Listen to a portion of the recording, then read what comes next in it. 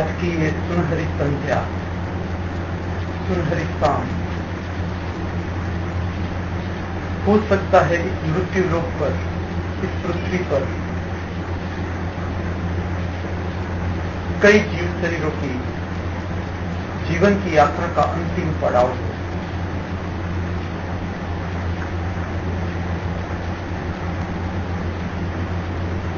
और ये भी हो सकता है आज की ये सुनहरी संध्या इस मृत्यु लोक पर, इस पृथ्वी पर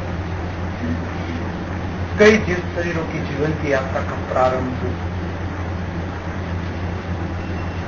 हम दोनों प्रकार के जीव शरीरों की आगे की जीवन की यात्रा के लिए इस दिव्य स्थान से शुभकामनाएं प्राप्त हैं।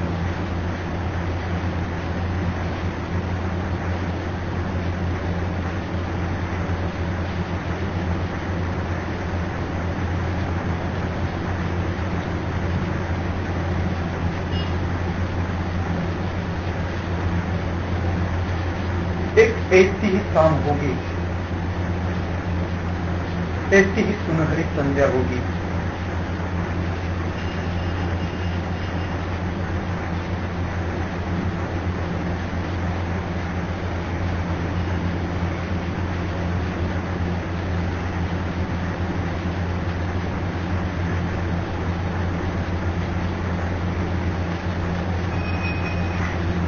और मेरा शरीर भी मृत्यु में प्रवेश कर जाएगा। ये सत्य है।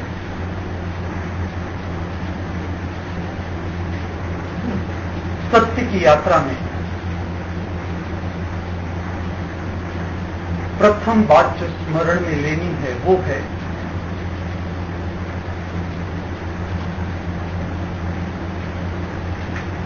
शरीर का भविष्य है मृत्यु, और वो सुनिश्चित है।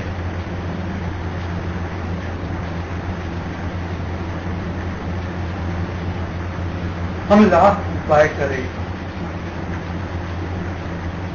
फिर भी शरीर का भविष्य न मृत्यु से आगे गया है न जाएगा।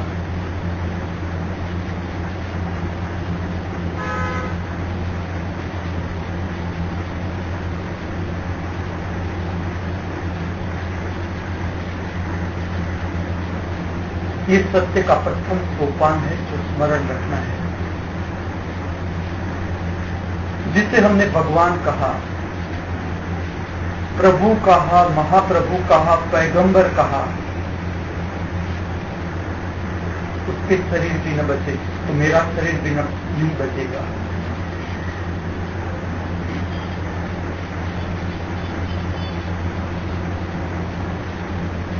शरीर के साथ का असम्यक संबंध, जरूरत से ज्यादा संबंध जीवन में भय लाता है, चिंता लाता है, संताप लाता है। क्यों?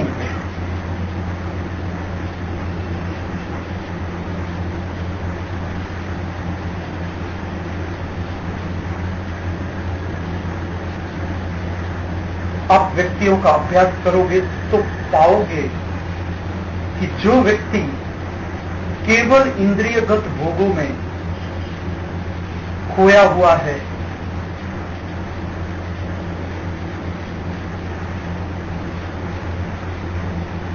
उसका जीवन, उसके जीवन की यात्रा जैसे आगे बढ़ेगी, संताप बढ़ता चला जाएगा।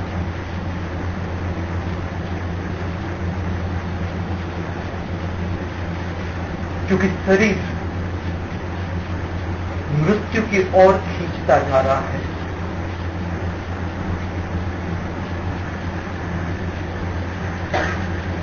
और मन की अपेक्षा का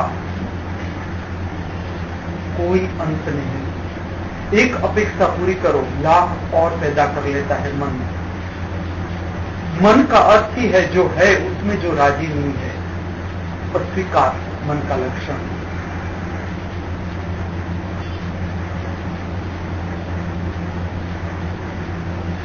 असंतोष में होना मन का स्वभाव।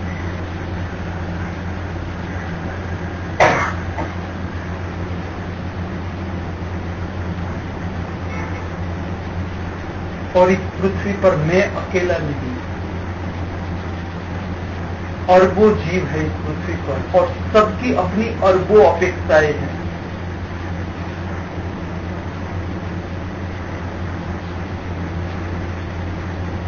और सबकी अपेक्षाएं पूरी नहीं हो सकती। अस्तित्व का अपना एक रास्ता है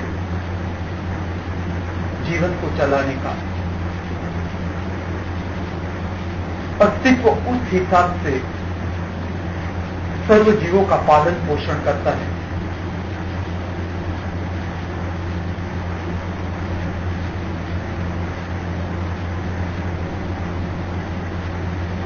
अगर हमारे जीवन में संताप है तो उसका एक ही अर्थ है, हम सत्य से विमुख है।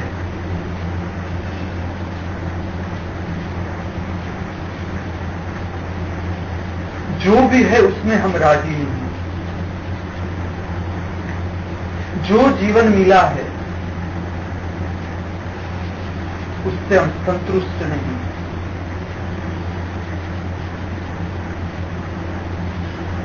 हम अस्वीकार की भावना में हैं, हमें कुछ और चाहिए।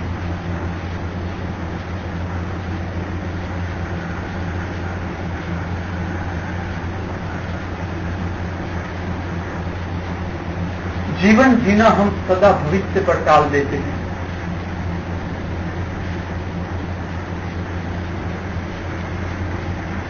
जीवन सदा वर्तमान में, क्योंकि सांस वर्तमान में आती है। जीवन का संबंध है सांस के साथ।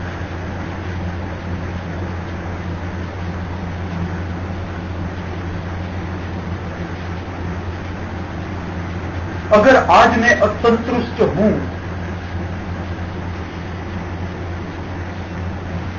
तो मैं भविष्य में भी असंतुष्ट ही रहूंगा, क्योंकि भविष्य आता कहां से है?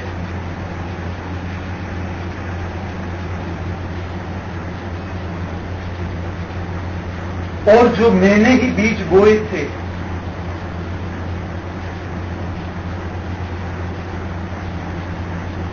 वही आज वट वृक्ष हो गए। जो भी फल मुझे मिल रहे हैं वो मैंने ही बोए हुए वृक्ष के फल है।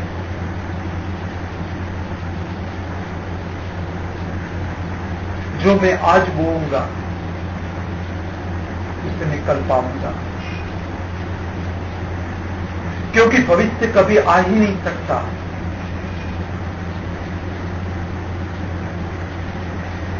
भविष्य का अस्तित्व ही नहीं। जब भी वो आता है वो वर्तमान हो जाता है। जीवन सदा वर्तमान में ही बहता है। हमारे मन के कारण भविष्य है। हमारे मन के कारण बीता हुआ जीवन है। हमारे मन के कारण आने वाला जीवन है, क्योंकि ये सब हमारी धारणाएं हैं।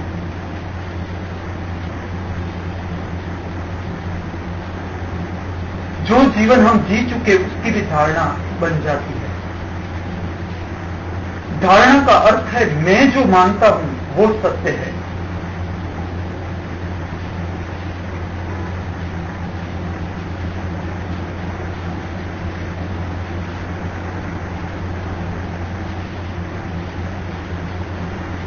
आने वाला भविष्य भी धारणा है।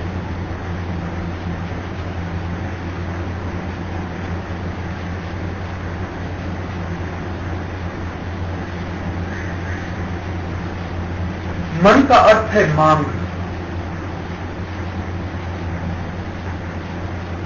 डिमांड, कुछ और चाहिए। और जहां भी मांग है वहां भय होगा। मांग मन की छाती है। Demand is the chest of the mind.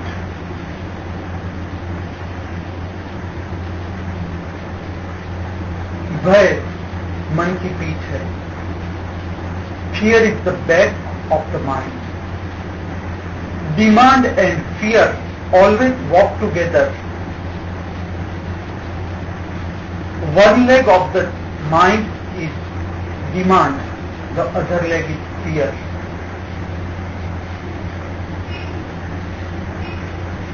मन के दो पैर है, मांग, भय। मांग सदा रहती है पाने की, भय सदा रहता है खोने का। और जैसा ही आपने पाया कि खोने की संभावना प्रारंभ हो गई, जैसे ही हमने शरीर का जन्म धारण किया, इस शरीर के मृत्यु की संभावना स्पष्ट हो गई। अगर ठीक से आप देखो तो एक ही भविष्य है और वो है शरीर का मृत्यु।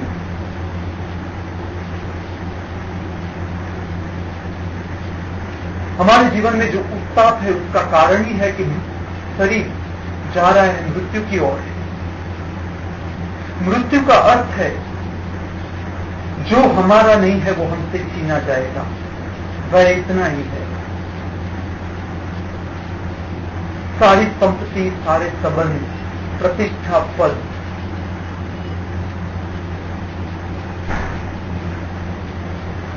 जो भी असत्य है उसे मृत्यु खा जाएगा। मृत्यु कसौटी है।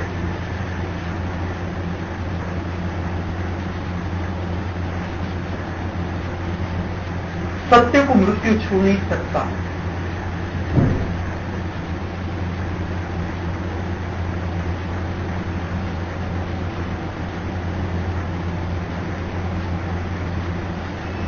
जो मृत्यु ले जाएगा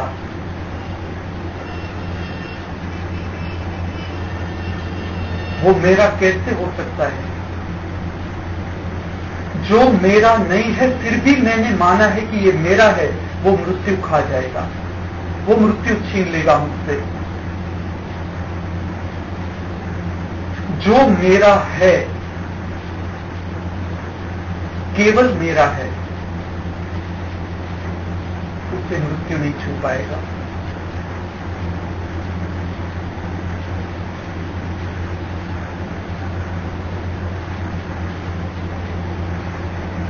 उसे जीवन मानना ही मत जिसका अंत मृत्यु है।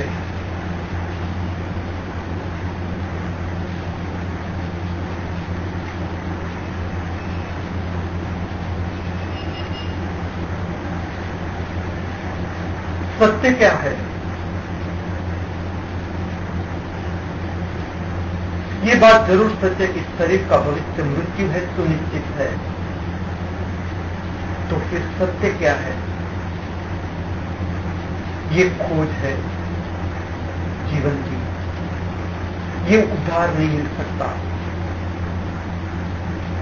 परम ज्ञानी व्यक्ति के पास आप बैठ जाओ, जिसने सत्य को समझ लिया, पा लिया, दर्शन कर लिया, फिर भी सत्य के लिए आपको यात्रा करनी पड़ेगी। उदार सत्य से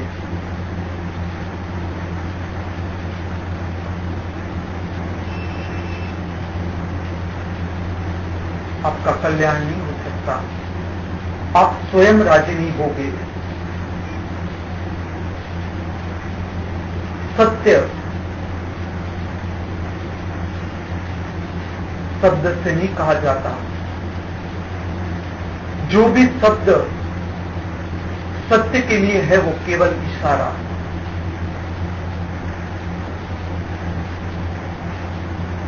असत्य दर्शाया जा सकता है,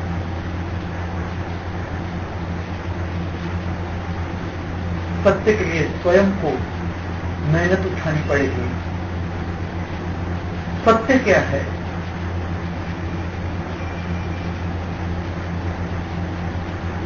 आत्मा सत्य है,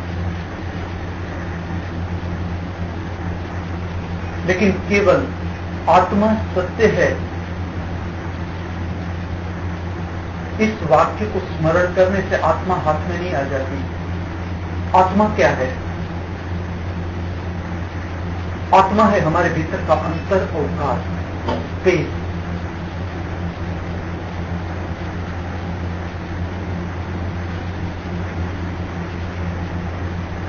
हमारे भीतर का अंतर अवकाश स्पेस कभी भी नष्ट नहीं हो सकती। अंतर अवकाश आत्मा स्वयंभू है।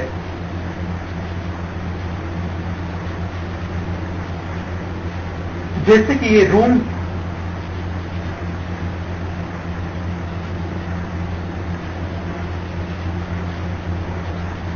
ये कक्ष है, ये रूम है, इसकी दीवार आप गिरा सकते हो, इस रूम को आप भर सकते हो, इसकी स्पेस को भर सकते हो। चारों दीवार से जो हमने ब्रह्मांड के अवकाश को घेर लिया, उसे हमने कक्ष कहा, रूम कहा।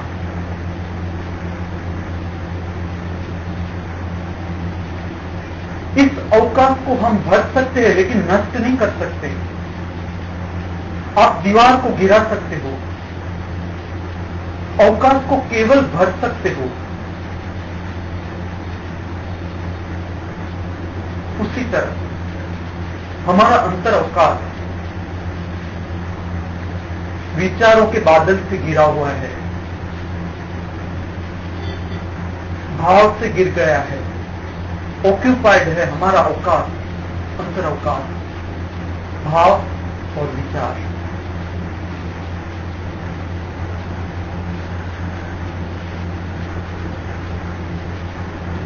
हम जीवन में जो मेहनत करते हैं वो क्या करते हैं?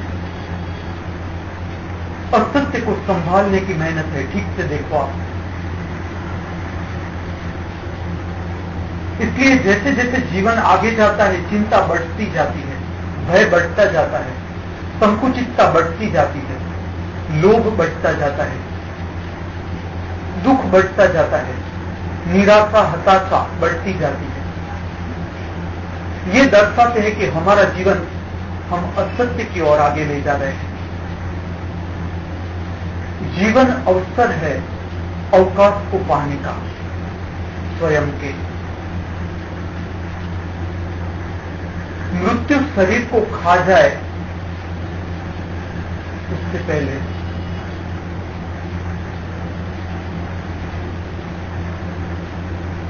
भीतर का जो अवकाश है, जो सदा से है, सदा रहेगा, जो केवल अविनाशी है, जो स्वयंभू है, जिसका मृत्यु कुछ नहीं बिगाड़ सकती। ना तो ये अवकाश कोई छीन सकता है, ना उसे कोई नष्ट कर सकता है। और ये जीवन का लक्ष्य है। जीवन तब तक प्रारंभ ही नहीं होता। हम जो जीवन जीते हैं वो उद्धार जीवन है। ठीक से आप देखो, आपका नाम भी आपने स्वयं ने नहीं रखा, किसी और ने दिया और आपने उसे पकड़ लिया। किसी और ने कहा कि आपका ये धर्म, आपने मान लिया। किसी और ने कहा ये सत्य है, आपने मान लिया। किसी और ने कहा कि जीवन ऐसे जिया जाता है, आपने मान लिया। हमारा जीवन केवल नकल है किसी और की, और हम नकल भी अंधों की करते हैं।